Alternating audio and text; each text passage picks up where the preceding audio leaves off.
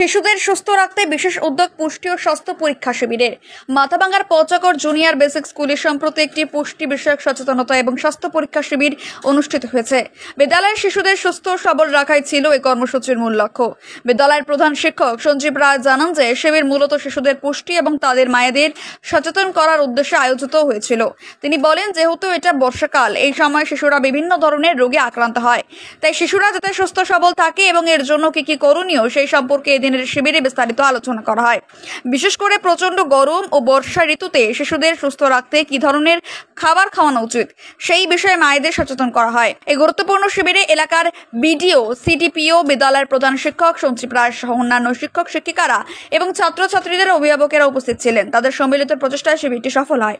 সঞ্জীব রায় আরও জানান যে তারা শুধু সচেতনতা শিবিরই নয়, এদিন বিনামূল্যে স্বাস্থ্য পরীক্ষা শিবিরেরও ব্যবস্থা করেছেন। তিনি উল্লেখ করেন, আমরা এই ধরনের সচেতনতামূলক শিবির মাঝে মধ্যেই করে থাকি। বিদ্যালয় কর্তৃপক্ষের এই ধারাবাহিক উদ্যোগ শিশুদের স্বাস্থ্য সুরক্ষার এক প্রশংসনীয় পদক্ষেপ বলে মনে করছেন অভিভাবকেরা।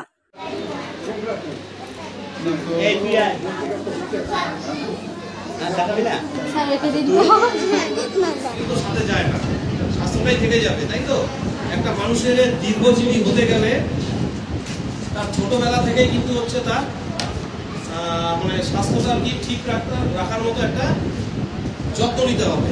এবং স্বাস্থ্য ভবিষ্যতে একটা আজকের বাচ্চা যে আগামী দিনে বড় হয়ে যুবক হবে এবং যুবক হয়ে সে তার এর পরের যে কি বলবো মানে কৈশোর যুবককে পার করে তার যে বয়সের দিকে এগোতে থাকবে, সেগুলো কিন্তু নির্ভর একটা বাচ্চা যখন কি করে বড় হয় তার উপর, ঠিক আছে। বড় যখন হতে থাকবে তার যে স্বাস্থ্য সেই রকম স্বাস্থ্যের মানে কি পরিস্থিতি থাকে, কি স্ট্যাটাস থাকে, সেটা কিন্তু হচ্ছে ভবিষ্যতে সেরকম তার বাকি জীবনটা নির্ভর করবে।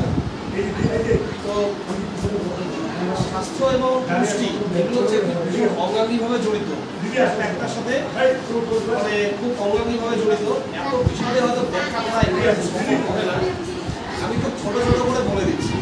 দেখুন, এখানে পরিষ্কার করে লেখা রয়েছে ব্যক্তিগত পরিচ্ছন্নতা এবং স্বাস্থ্যবিধান। এটা দেখে আপনারা আশা করি বুঝতে পারছেন যে এর মানেটা কি। এর মানেটা হচ্ছে আপনারা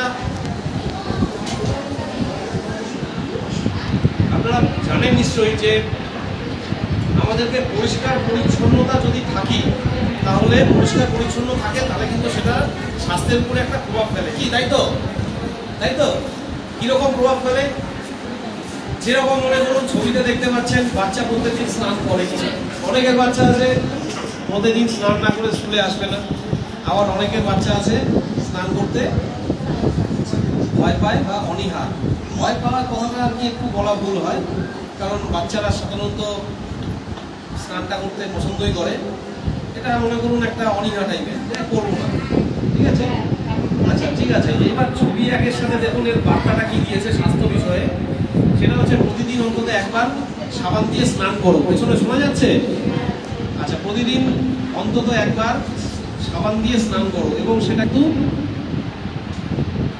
শীতকাল হোক বা গ্রীষ্মকাল হোক, যেই সময় হোক, সব সময় মানে বছরের সমস্ত ঋতুতেই আমরা ধরে নিচ্ছি বছরের দুটো ঋতু, এক হচ্ছে ঠান্ডা, এক হচ্ছে গরম, এই দুটো ঋতুতেই একবার করে স্নান